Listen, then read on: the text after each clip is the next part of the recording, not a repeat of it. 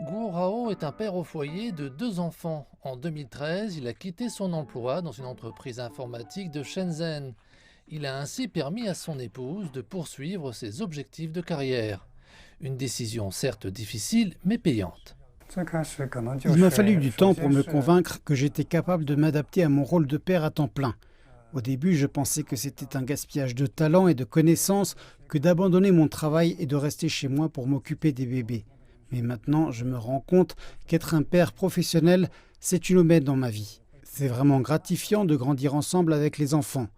Plutôt que du gaspillage de talent, mon talent et ma sagesse ont grandi grâce à cette expérience. Et alors qu'il évoluait en tant que père à plein temps, la carrière professionnelle de son épouse a connu la même progression. Auparavant gestionnaire de marque, elle est devenue partenaire de la chaîne d'approvisionnement au sein d'une entreprise alimentaire. Je suis très reconnaissante à mon mari pour son soutien. Il m'encourage et me soutient pour atteindre mes objectifs de carrière, mais je suis également ravie de voir ces changements au cours des 8 années. Il a lu des centaines de livres, développé ses propres intérêts. Il est également satisfait de son style de vie actuel. J'admire même parfois sa vie alors que mon travail me prend tellement de temps.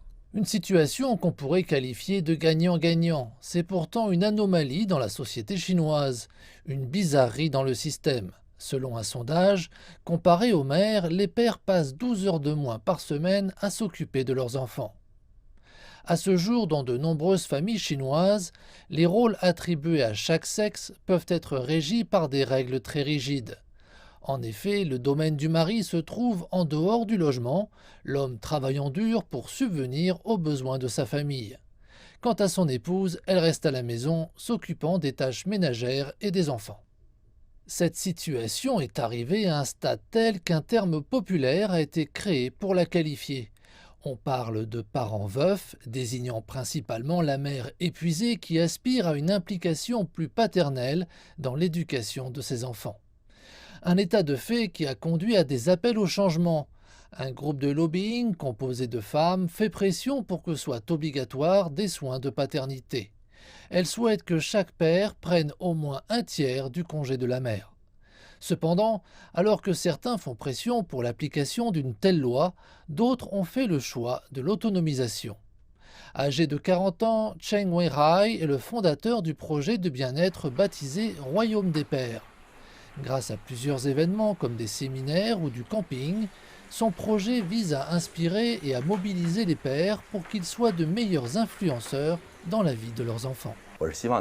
Il y a tellement de critiques dans la société d'aujourd'hui sur le rôle absent du père dans la croissance de ses enfants. Mais en fait, selon mes recherches et mes observations, les pères aiment et prennent soin de leurs enfants de manière innée. Il manque simplement de structures qui fournissent assistance, orientation et encouragement, et c'est là que nous intervenons. En créant un tel groupe, nous espérons unir et responsabiliser plus de pères à s'impliquer davantage dans la croissance de leurs enfants et à aimer encore plus leur épouse. Cheng Weihai précise que selon lui, le rôle du père dans l'éducation d'un enfant est souvent sous-estimé. Les pères apportent certaines qualités au mélange que même une mère ne peut pas fournir, un argument soutenu par Suzy Dong. Leur père a beaucoup plus d'atouts que moi en matière de parentalité, mais plus important encore, il est meilleur pour discipliner les enfants. Par exemple, j'ai tendance à faire des compromis quand je les vois pleurer, mais leur père répond toujours en les encourageant à surmonter le problème et à respecter les règles et les disciplines. Bilan, après ces 8 ans, le père comme la mère conviennent qu'ils ont pris la bonne décision, non seulement pour le bien des enfants, mais aussi pour eux-mêmes. Leur approche pragmatique d'une situation difficile a porté ses fruits. Elle a démontré que la place d'un homme peut aussi être à la maison.